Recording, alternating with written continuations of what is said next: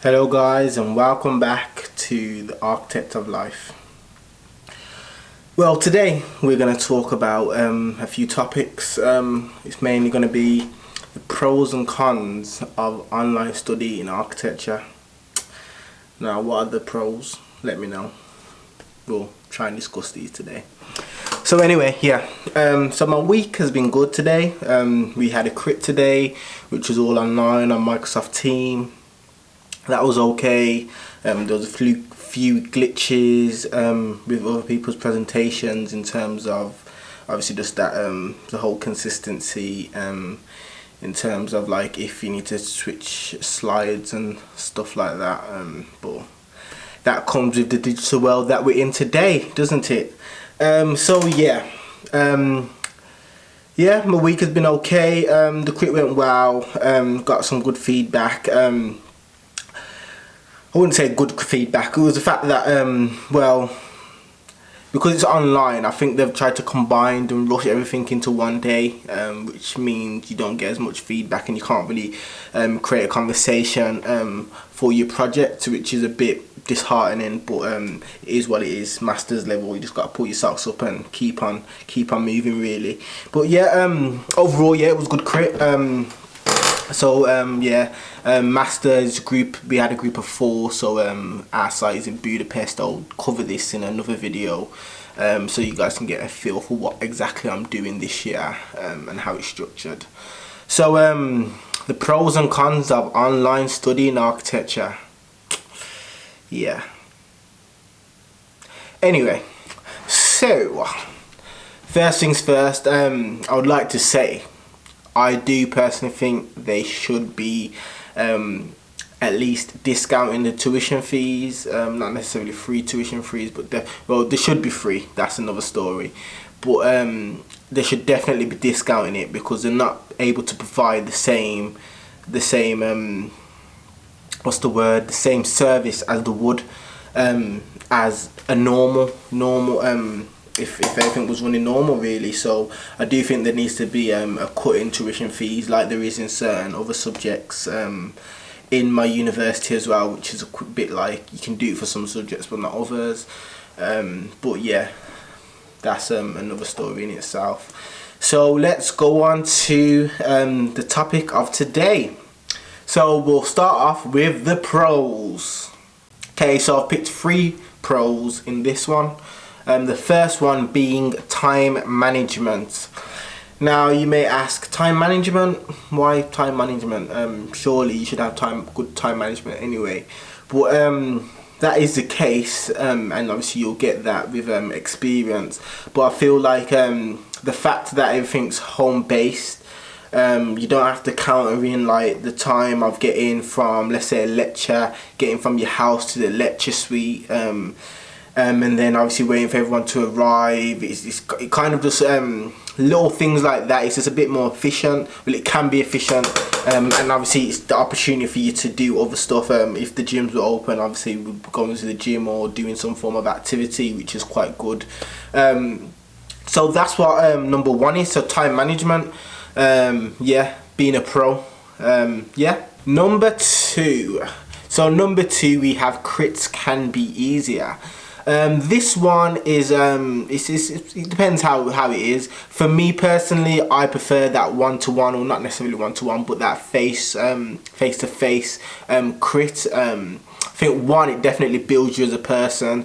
2, I personally don't mind speaking and presenting my work, especially if you're passionate about it. And 3, it's the fact that obviously someone who may suffer and not very good at presenting to an audience, being able to present it just looking at your laptop, it can be easier, which is a good thing. So at least more people are able to maybe let themselves out a bit more than they would if it was face to face, really. So that's what that one is about, really. I do think crits are critical. I think crits should be not even just for architecture students, but anything creative or even anything business, because it does mold you as a person. And obviously in the professional industry, that is something, not even just the built environment. So yeah, that's what I've put for number 2. Number 3. So number 3, we have access to more online resources. Okay, so quick disclaimer, when I do need to use Photoshop or anything like that, SketchUp, all of that, I don't jailbreak it. However, some people do. Yeah, if you do that, obviously it can mess up your laptop, etc, etc. But the fact that everything's online, I don't know if this is for all universities, but my university have provided free access to the full Adobe Cloud, which I wouldn't normally get because it's quite expensive.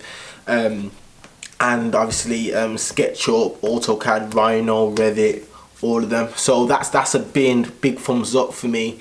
Because not only is it beneficial for let's say architectural, but obviously a lot of architects or architect students, should I say, they do express their their creative side in many different avenues. So this gives them the opportunity to have resources that they perhaps haven't got, and obviously architecture is not obviously for people that have got money. So students who are underprivileged and can't actually afford these resources without physically going into a studio or using the computers that they facilitate, it gives them opportunity to just have these resources for free, so which is obviously a great thumbs up.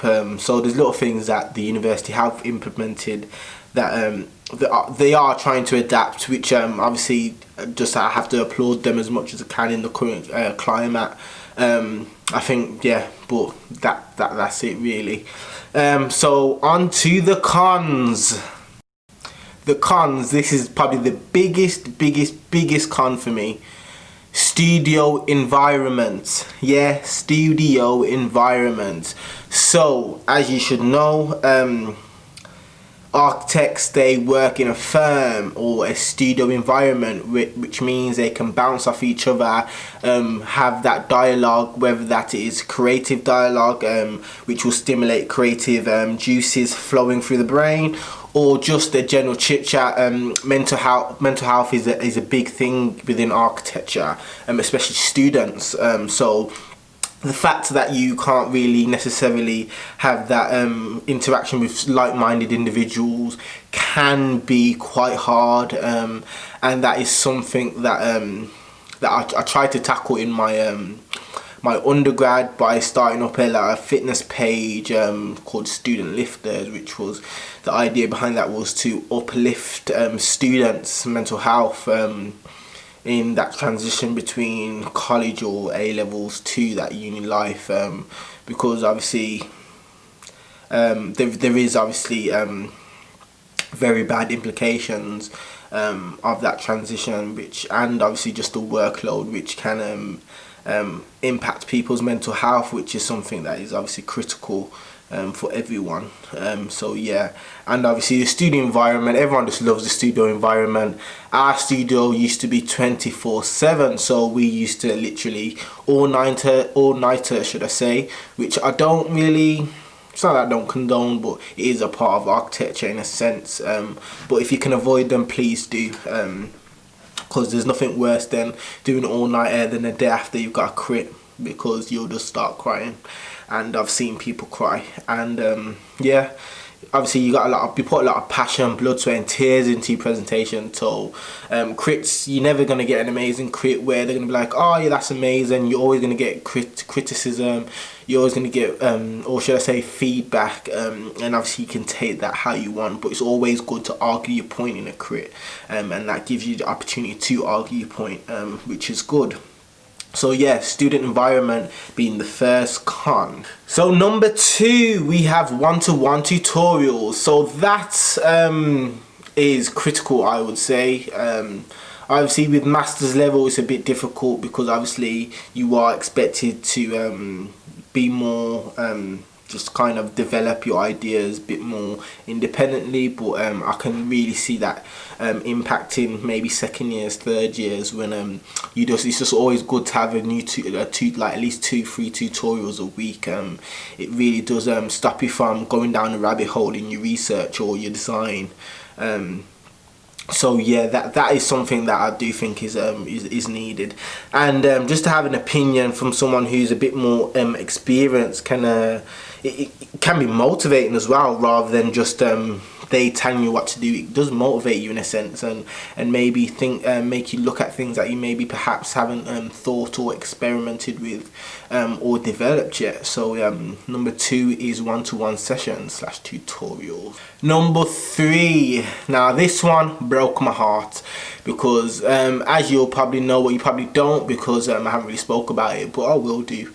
And I've got a few videos on the way.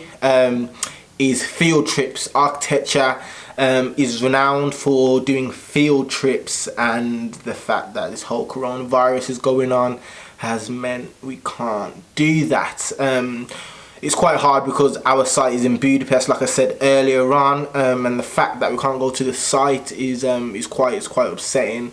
One, because I love going to different places and just being embedded in the culture, try and do touristy things, but try and also do things that tourists maybe not do, and I always like to try and find things that maybe aren't on the internet or something, and try and do that, and then it gives me something unique about that place.